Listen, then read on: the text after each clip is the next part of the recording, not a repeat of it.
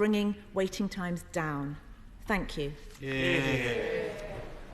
Fiona Bruce. Thank you, Mr Deputy Speaker. I rise to speak to Lord's Amendment 92 and the Government's motion to disagree and amendment in lieu. A few months ago, I wrote in my role as a co-chair of the All-Party Parliamentary Pro-Life Group to the Health Secretary, supported by over 60 parliamentarians, not an insignificant number, urging the Health Secretary to discontinue the temporary provision to allow for the taking of both sets of abortion pills at home. We said we were deeply concerned about reports that the taking of both sets of abortion pills at home without direct medical supervision has led to a number of deeply concerning, indeed unacceptable, health and safety risks to women and girls in this country. These include a lack of basic checks by abortion providers before sending abortion pills, the occurrence of severe complications and later term abortions due to the lack of an in-person assessment.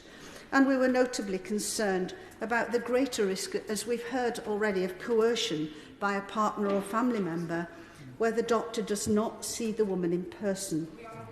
Well, please let me continue. So I thank health ministers. I'm sure the Honourable Lady will have put in to speak.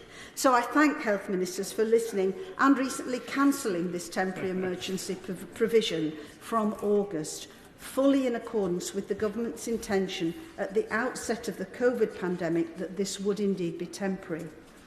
To delve a little deeper, and I won't be speaking for long, Mr Deputy Speaker, to delve a little deeper into the issues and concerns, no in-clinic assessment means the gestational age of the pregnancy is and can only be an estimate. Many women cannot be sure that they are within the legal and, I presume, the safe limit for taking such pills of 9 weeks and 6 days. Indeed, several women have needed hospital treatment after taking an at-home abortion pill, and they were clearly many weeks over. Freedom of information data. Well, I feel like I must be fair if I've said I won't take interventions. All right. I'm genuinely grateful to my honourable friend. I'm not intending to speak in debate, and I know she has very deeply held beliefs, which I respect very much. My honourable friend is giving some examples and some details. Would my honourable friend be able to give reference data to the example she's making? Because I've been struck during the debate that I've heard a lot of anecdotal evidence which hasn't been backed up and referenced with data, and I think that's important for this debate. Yes, thank you. Yes, the organisation Right to Life, which is the secretariat to the All-Party Parliamentary Group, has collated such data. Freedom of information data analysis also shows that 1 in 17 women taking abortion pills require hospital treatment. That means that over 14,000 women have been treated in hospital following the approval of pills by post-abortion. A similar study of FOI data in February 2021 showed that every month 495 women attend hospital with complications arising out of abortion pills, and 365 of them require hospital treatment. 36 women every month are making 999 calls, that's over 1 a day, seeking medical assistance, concerned about complications arising from taking abortion pills.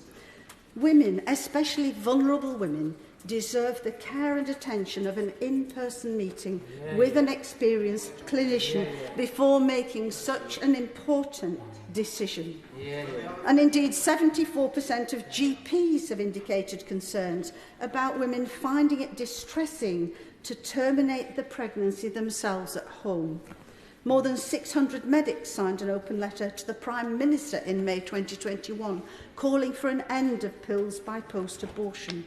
And a clear majority of 70% of the respondents to the government's consultation on this said that the temporary measure of pills by post-abortion should end. But all of these concerns are completely separate from the fact that whatever one's views on abortion, the government only very recently made a decision to cease the authorisation of these pills from August this year due to there being a temporary COVID provision never intended to outlast the COVID pandemic period. The government, our health ministers, have made an informed, carefully considered, evidentially based decision. We should respect this.